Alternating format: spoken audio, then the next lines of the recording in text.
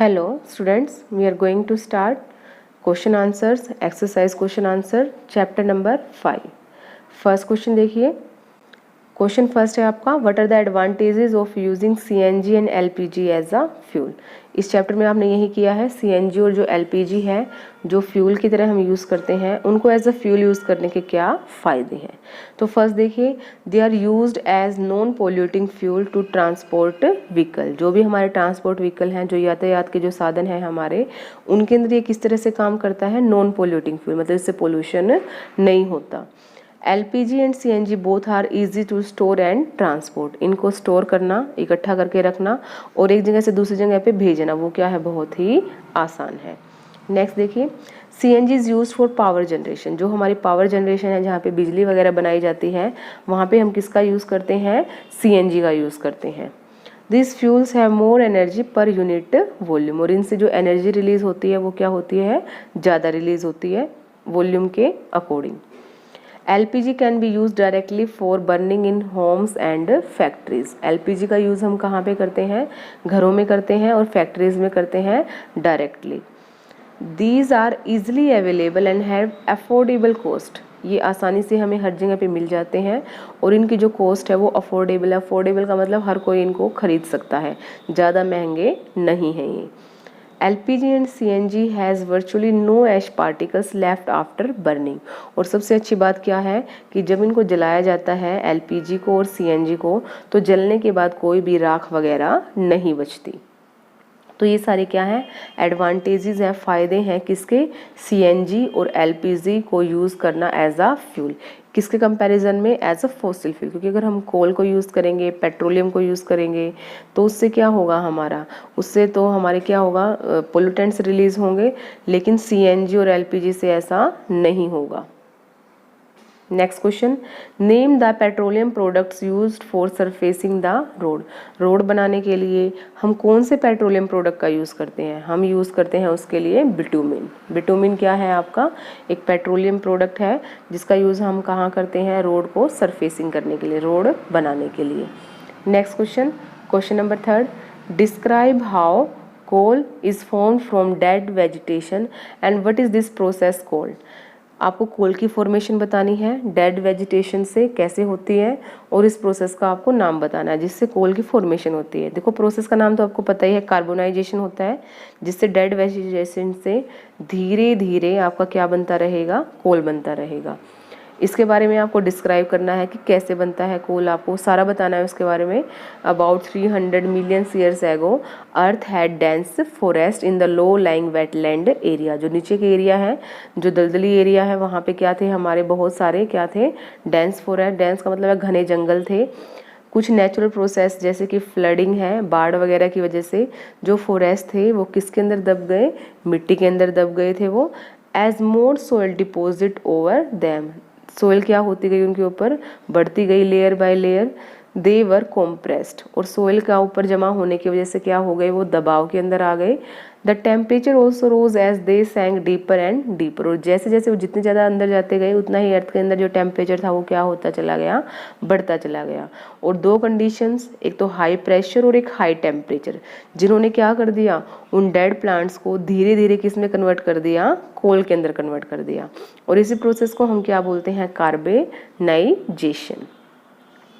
Next आपके fill ups, fossil fuels are dash dash and dash. हमने बात की थी कौन कौन से एग्जाम्पल है फॉसिल फ्यूल के, नेचुरल गैस है, कोल है और पेट्रोलियम है। ये क्या है आपके fossil fuels. Process of separation of different constituents from petroleum is called.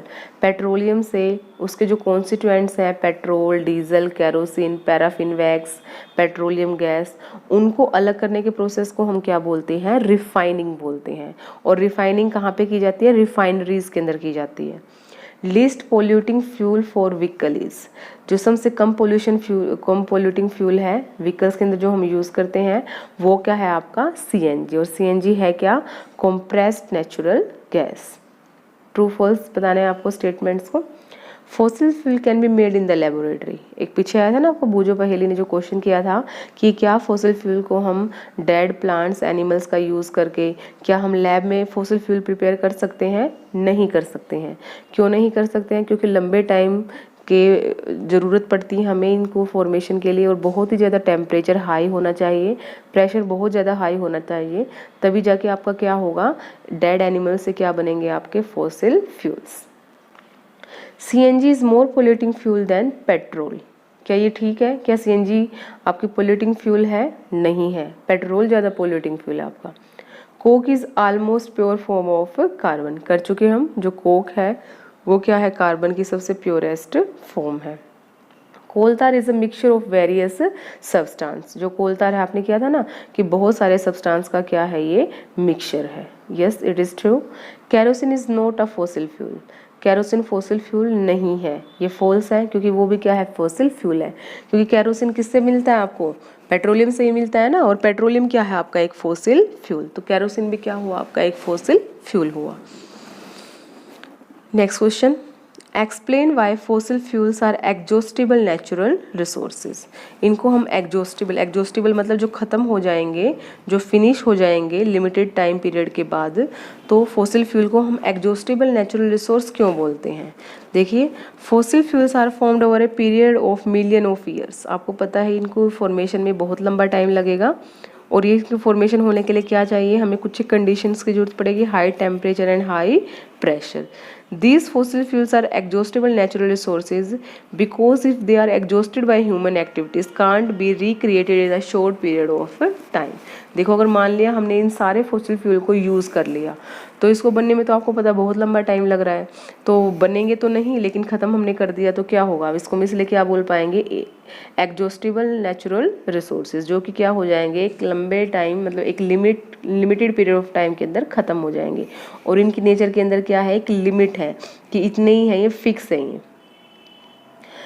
Describe the characteristic and use of Coke. Coke के बारे में आपको पूरा लिखना है, कैसा सब्सटेंस है ये, कहाँ पे इसका यूज़ किया जाता है।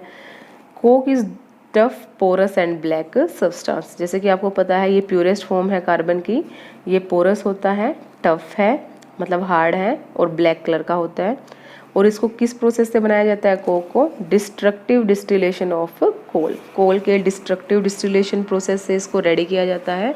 उसके बाद देखिए यूज़ क्या है इसके, it is almost pure form of carbon बता चुके हैं। इसको हम यूज़ करते हैं डोमेस्टिक फ्यूल की तरह भी, और as well as industrial fuel की तरह भी। कहाँ पे, स्टोव्स के अंदर, और फर्नेंस होती है आपकी, भट्टी वगैरह होती है, उसको हम बोलते हैं फर्नेंस।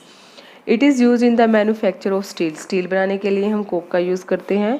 इट गिव्स लिटिल और नो स्मोक, और इससे क्या होगी, बहुत कम स्मोक निकलेगी। It is use for the extraction of metals, metal को प्योरीफाई करने के लिए भी हम किसका यूज़ करते हैं, कोक का यूज़ करते हैं। It can be use to make fuel gases, और इससे क्या बनाई जाएगी आपकी कोल गैस, इससे रेडी होते हैं ना, जब हम कोल से कोक बनाते हैं तब हमारी कोल गैस भी बनती है। तो आप लिख सकते हो यहाँ पे, it can also be use to make fuel gas बनाने के लिए भी इसका यूज़ किया जाता है। Next question, explain the formation of petroleum. Petroleum की कैसे फॉर्मेशन होती है उसको आपको क्या करना है, एक्सप्लेन करना है। पता ही है आपको, petroleum was form from organism living in the sea, जो ऑर्गेनिज्म समुद्र के अंदर रहते हैं उनसे किस चीज़ की फॉर्मेशन होती है आपकी, पेट्रोलियम की। एज दिस ऑर्गेनिज्म डाइड, जैसे जैसे ये ऑर्गेनिज्म मरते जाएंगे, their bodies settle down at the bottom of the sea, तो जो समुद्र का जो तल है उसके अंदर क्या हो जाएंगी, ये बॉडीज सेट हो जाएंगी मरने के बाद।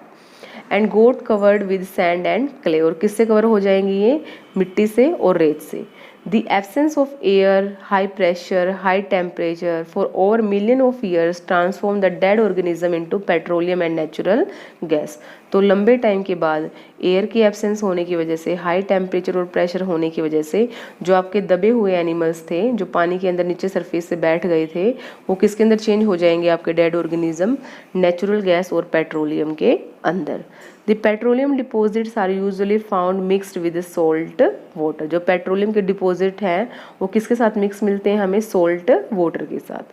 The petroleum is lighter than salt water and hence float over it. और आपको पता ही है कि जो समुद्र के अंदर क्या है, नमक का पानी है आपका, तो सॉल्ट वाटर से जो हल्का कौन होता है आपका तेल, उससे हल्का होगा पेट्रोलियम ऑयल, इसलिए वो क्या करना शुरू कर देता है, उसकी सरफेस के ऊपर तैरना शुरू कर देता है। और जो आपकी गैस है वो ऑयल से भी हल्की है, वो किसके ऊपर आ जाएगी, वो आपके पेट्रोलियम के ऊपर आ जाएगी एक लेयर की फॉर्म में। तो उसको वहाँ से क्या कर लिया जाएगा, सेपरेट कर लिया जाएगा। पहले CNG को निकाल लिया जाएगा, देन उसके बाद पेट्रोलियम को हटा लिया जाएगा वहाँ से। क्वेश्चन नंबर 9 के अंदर देखिए, एक आपको इसमें ग्राफ बनाना है।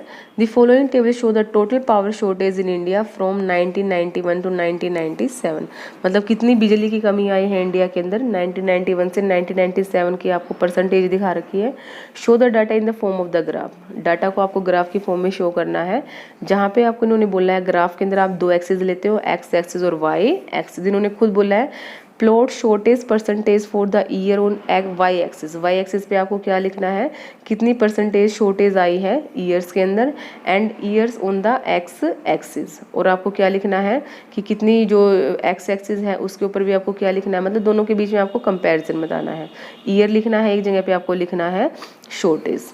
वाई एक्सिस पे आप लिखेंगे परसेंटेज शॉर्टेज और एक्स एक्सिस पे लिखेंगे आप ईयर, कौन से ईयर के अंदर शॉर्टेज आई है। तो देखिए ये ग्राफ है आपका total power shortage in India. तो सबसे पहले नीचे तो हमने क्या लिखा है, ईयर लिखे हैं एक्स एक्सिस पे 1991, 1992, 3, 4, 5, 6, 7, 1997 तक आपने लिख लिए हैं। उसके बाद है परसेंटेज। परसेंटेज क्या किस चीज़ में, शॉर्टेज परसेंटेज। तो शॉर्टेज परसेंटेज में 7, 7.5, 8 ये लिख लिया हमने।